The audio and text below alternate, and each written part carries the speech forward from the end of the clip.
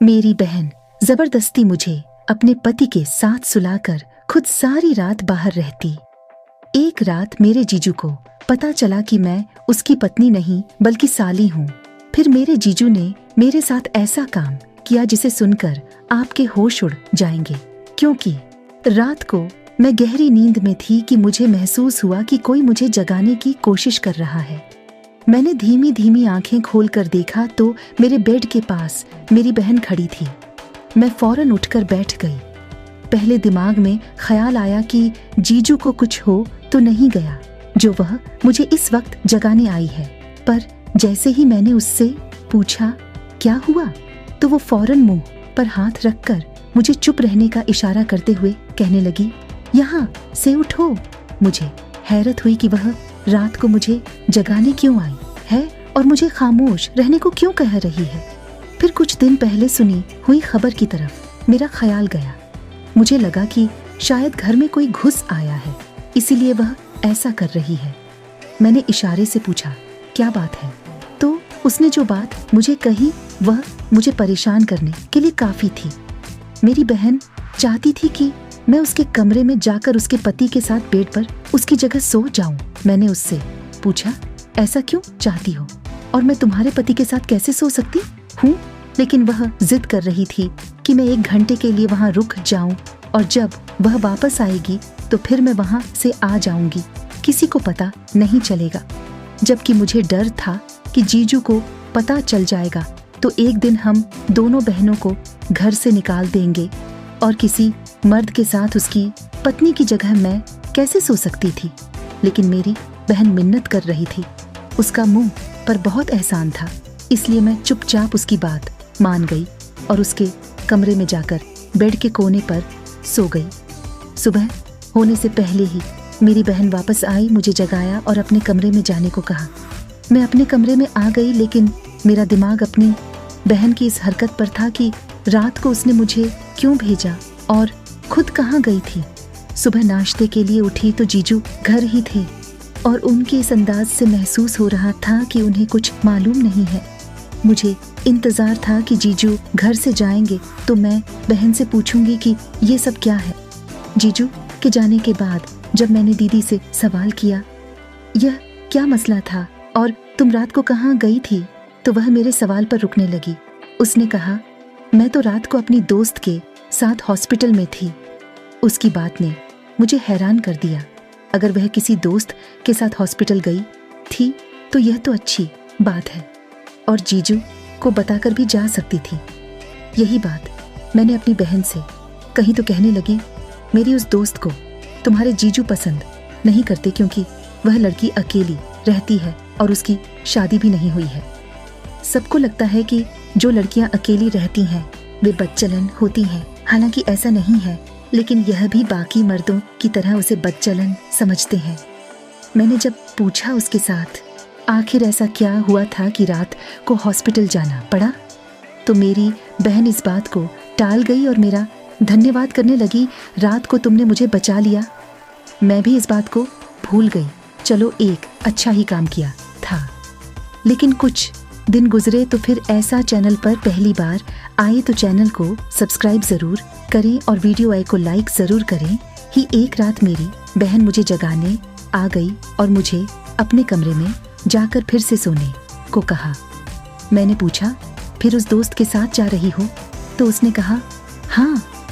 मैंने बहुत पूछा कि किस हॉस्पिटल में जा रही हो, क्यों जा रही हो, ताकि मुझे कुछ मालूम हो, लेकिन मेरी बहन ने मुझे कुछ नहीं बताया। मुझे अपने कमरे में भेजकर घर से निकल गई और मुझे ऐसा महसूस हो रहा था कि जैसे कुछ गलत हो रहा है। यकीनन मेरी बहन कुछ गलत कर रही थी और रात को हॉस्पिटल जाने के बहाने से कहीं और जाती थी।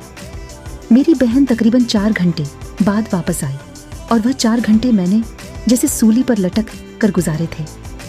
जब भी जीजू करवट लेते मुझे लगता था कि अब मेरा राज खुल जाएगा, लेकिन खैर मैंने दिल में पूरी तौर पर सोच लिया कि अब मैं अपनी बहन की बात कभी भी नहीं मानूंगी और ऐसा कुछ हुआ तो जीजू को सारी बात सच बता दूंगी, क्योंकि उन्हें सब कुछ मालूम होना चाहिए।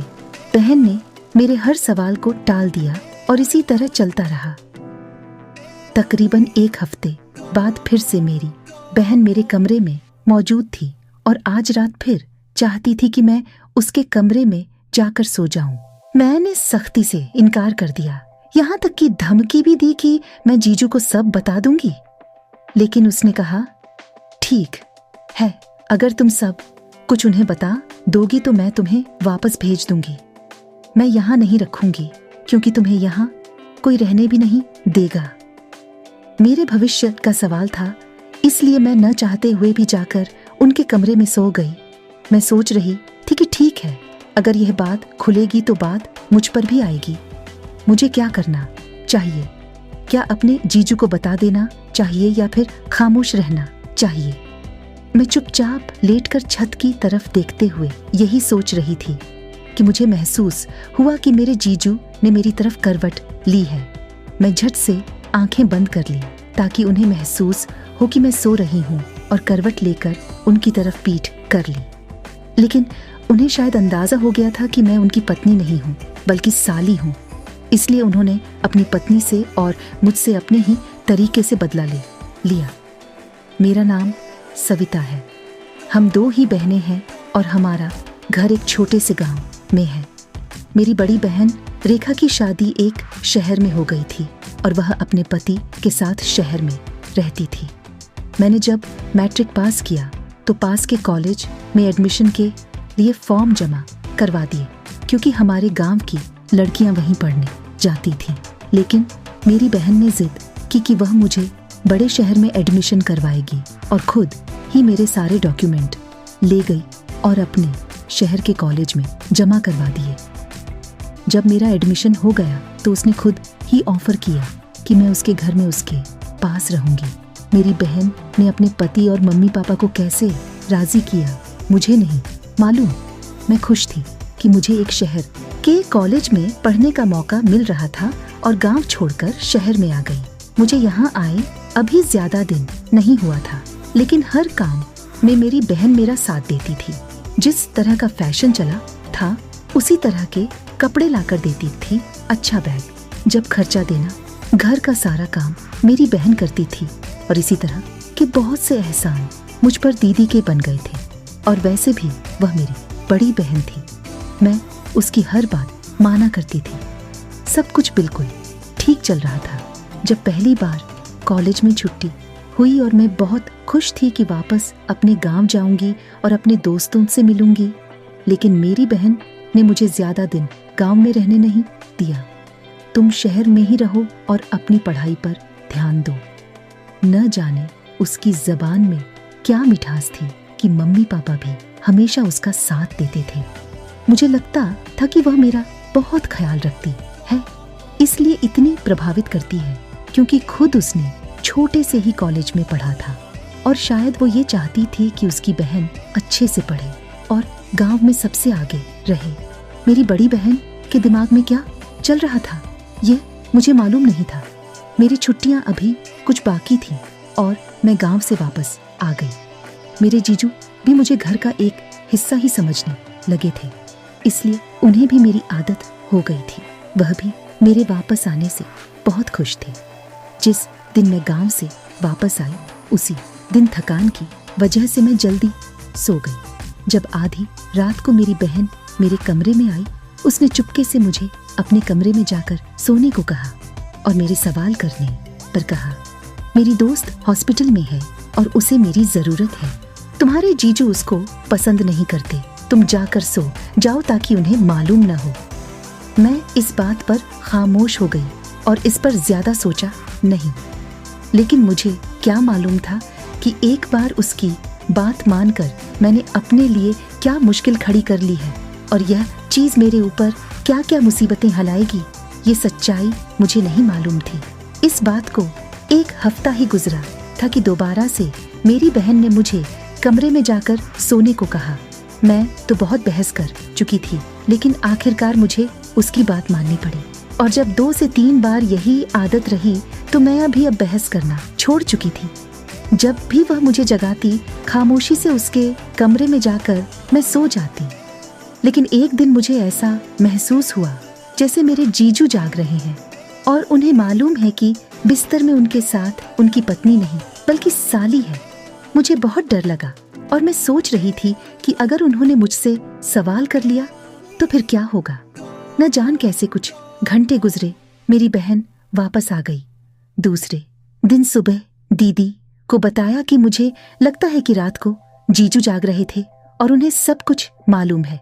लेकिन मेरी बहन कहने लगी, नहीं, उन्हें कुछ मालूम नहीं है। अगर मालूम होता तो यकीनन वो मुझसे सवाल करते या तुमसे सवाल कर लेते। तुम डरो मत। मुझे उसकी तसल्ली से बिल्कुल भी सुकून नहीं आ रहा था। अब तो मेरा कॉलेज भी शुरू हो गया था और यह सिलसिला भी जारी था। मेरी बहन पहले हफ्तों में एक बार जाया करती थी और अब तो हर 2-3 दिन बाद जाया करती थी।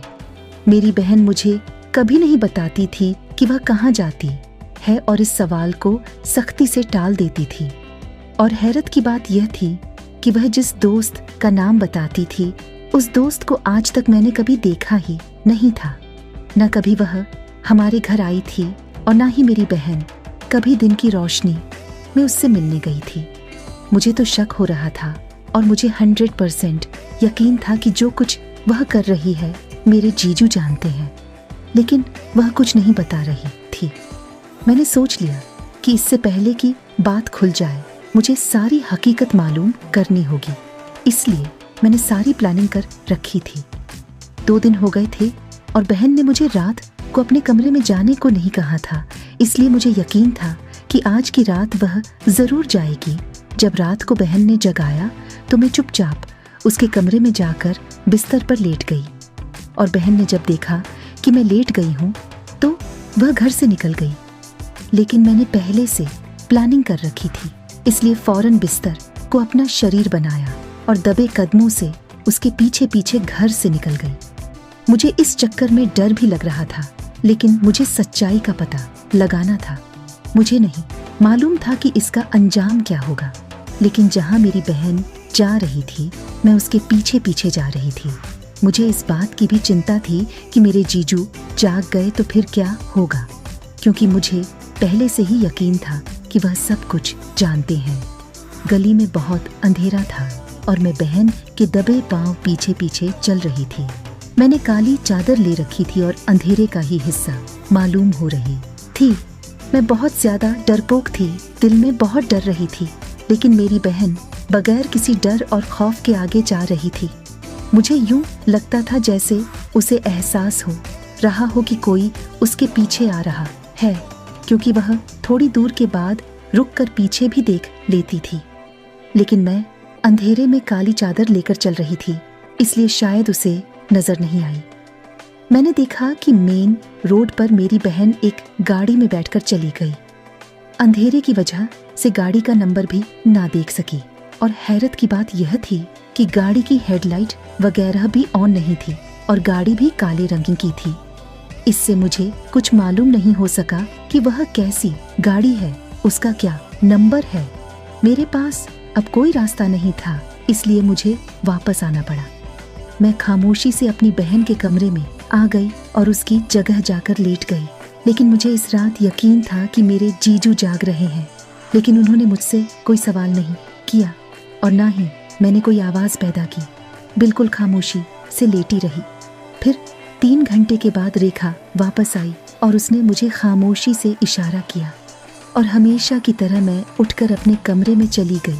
वह अपनी जगह पर लेट गई, लेकिन मैंने सोच लिया था कि आज सुबह अपनी बहन से फिर सवाल करूंगी कि वो कहाँ जाती है। अगर उसने मुझे कुछ ना बताया तो सच सच सारी बातें अपने जीजू को बता दूंगी, क्योंकि मैं इस खेल का हिस्सा नहीं बन सकती थी और ना ही बनना चाहती थी। मुझे अपनी बहन पर हैरत हो रही थी कि वह कैसे यह सब कुछ कर रही है, क्योंकि मुझे यकीन था कि वह गलत रास्ते पर चल रही है और उसकी ऐसी कोई दोस्त नहीं है।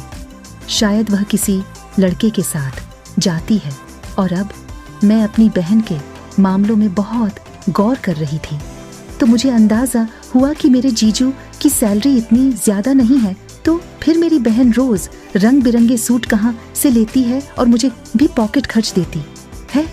ये सारे पैसे उसके पास कहाँ से आते हैं? जैसे जैसे मैं सोचती जा रही थी, मुझे हर कहानी में शक नजर आ रहा था।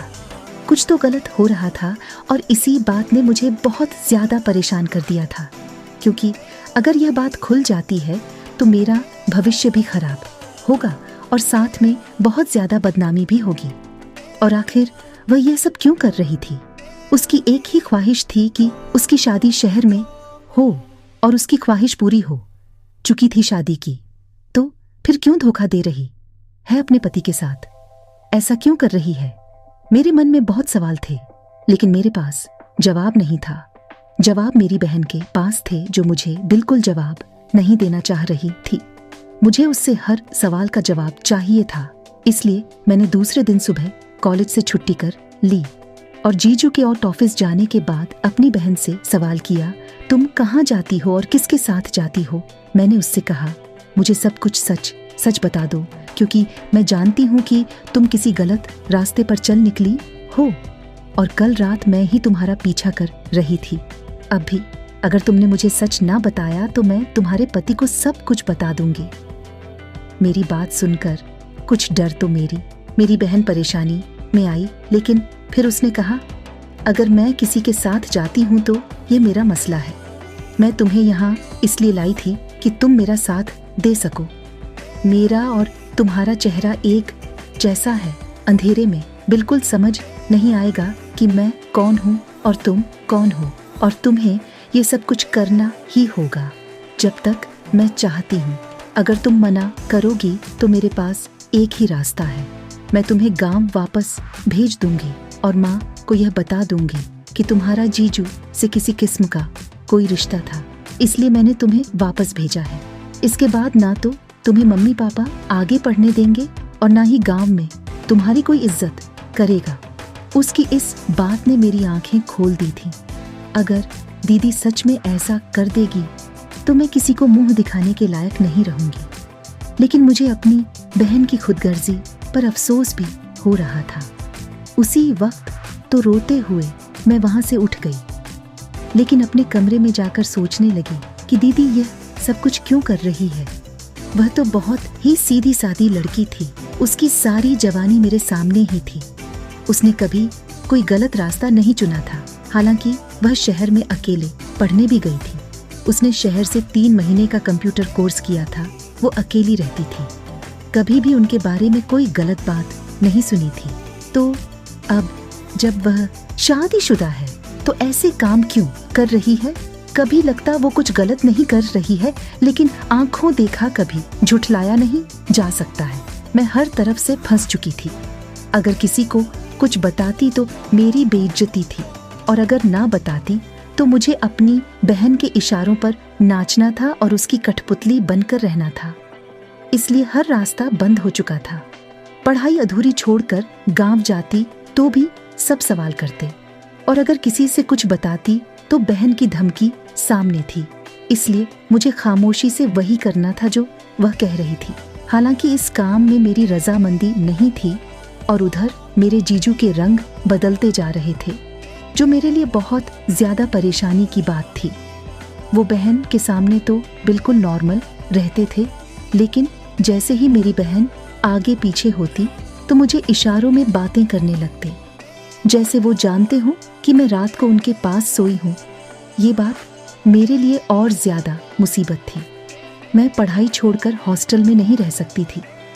मैंने सोचा था कि माँ या पापा से नहीं तो जीजू से ये बात जरूर कर लूंगी, लेकिन अब उनकी मीठी मीठी बातों की वजह से मैं उनसे भी खिंची हुई रहती थी। अब मेरे लिए कोई रास्ता नहीं था शिवाय भगवान के। मैं रो रो कर भगवान से प्रार्थना करती थी कि वे मेरी बहन को सही रास्ता दिखा दें या मुझे इन सब से निकलने का कोई रास्ता बता दें। एक बार बहन की अलमारी से कोई चीज ढूंढ रही थी कि मैंने आंखों से एक अजीब सी चीज देखी। पीछे के साइड कुछ छुपाया गया था, और जब मैंने वो खोल कर देखा तो मैं हैरत में रह गई। उसमें लड़कियों की जीन्स और शर्ट पड़ी हुई थी। ऐसा कपड़ा तो हमारे यहाँ दूर दूर तक कभी किसी ने नहीं पहना था। मैंने अपनी बहन को भी पहने कभी नहीं देखा था। तो इसका मतलब ये है कि मेरा शक सही है, मेरी बहन गलत रास्ते पर चल रही है। दोस्तों से मिलने के लिए ऐसा कपड़ा पहनती है। इस चीज ने मुझे परेशान कर दिया और अपनी बहन से मुझे नफरत महसूस हुई और जीजू का व्यवहार बदलते जा रहा था और बहन को भी नहीं बता सकती थी जो खुद किसी गलत रास्ते पर चल रही हो। वह मेरी क्या मदद करेगी? वो तो मुझे अपने पति के साथ ही मिलकर बदनाम कर देगी। और फिर एक दिन भगवान ने मेरी सुन ली। मुझे सारी हकीकत मालूम हो गई। मैं कॉलेज से वापस आई तो हमारे घर के सामने कुछ अजीब किस्म की भीड़ थी। मुझे किसी अनहोनी का आभास हुआ। मैं भीड़ को हटाते हुए जब अंदर पहुंची तो सामने का मंजर मुझे बहुत ही डरा देने वाला था। पुलिस वालों ने मेरे जीजू को पकड़ रखा था और मेरी बहन वहीं पर खड़ी थी, लेकिन कुछ भी नहीं बोल रही थी। मैंने पूछा, यह सब क्या हो रहा है? तो मेरी बहन ने फौरन मुझे पकड़ कर अपने पीछे कर लिया और कहा, बिल्कुल खामोश रहो।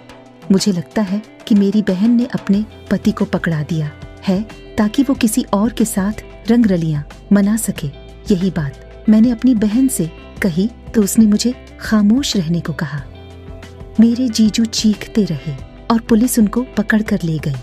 भीड़ हटने के बाद मैं अपनी बहन पर गुस्सा होने लगी कि तुम्हें अपने पति को गिरफ्तार नहीं करवाना चाहिए था। उन्होंने क्या जुर्म किया है? अगर तुम्हें वह पसंद नहीं थे तो उनसे डिवोर्स ले सकती थी, लेकिन बेगुनाह को ऐसे पकड़वाना बिल्कुल भी अच्छी बात नहीं है। मेरी बहन ने कहा, वह बेगुनाह कैसे हैं? क्या वो तुम्हें तंग नहीं करते थे? इस बात पर मैं सिर झुका कर रह गई। तो मेरी बहन ने कहा, तुम यहाँ बैठो, मैं तुम्हें बताती हूँ कि हकीकत क्या है। और फिर मेरी बहन ने मुझे जो हकीकत बताई वो मुझे हैरान करने को काफी थी। उसने जो मुझे बताया यह उसकी जुबानी बता रही हूँ। शादी से पहले मैं शहर में 1 महीने का कोर्स करने आई थी। तुम्हें याद है? मैंने कहा, मुझे याद है। इस पर उसने मुझे बताया कि वो कोई कंप्यूटर कोर्स नहीं था, बल्कि उसने पुलिस फोर्स ज्वाइन कर ली थी और वह उसकी ट्रेनिंग लेने आई थी। घर में यह बात किसी को नहीं बताई। यह बात सिर्फ उसकी और मेरे मम्मी पापा को मालूम थी। कुछ साल के बाद उसका रिश्ता आ गया और मम्मी पापा ने जिद करके मेरी बहन की शादी कर दी। मैं खुद भी शादी से बहुत खुश थी, लेकिन जब शादी के बाद उसने अपने पति से कहा कि वह पुलिस फोर्स ज्वाइन करना चाहती है तो उन्होंने इससे सख्ती से मना कर दिया। उसने बिल्कुल नहीं बताया कि वह पहले से ही फोर्स ज्वाइन कर चुकी है, लेकिन जब उसने ज्वाइन किया था तो उसकी हेड ने उससे कहा कि वो रिजाइन ना करे, बल्कि वो डेली ना आए, लेकिन पुलिस के जो छुपे हुए मिशन हैं उनमें वह मदद कर दिया करे। इस पर उसने हामी भर ली। ऐसा लग रहा था कि घर की मजबूरी की वजह से उसका पति मना कर रहा है। एक बार एक छुपी हुई गैंग के खिलाफ उन्हें सबूत ढूंढना था और उसने पति को बताए बिना ही काम शुरू कर दिया। लेकिन जब गैंग के बारे में मालूम किया गया तो उसका पति भी इसी गैंग का एक हिस्सा था और इसलिए पुलिस फोर्स ज्वाइन करने से मना करता था।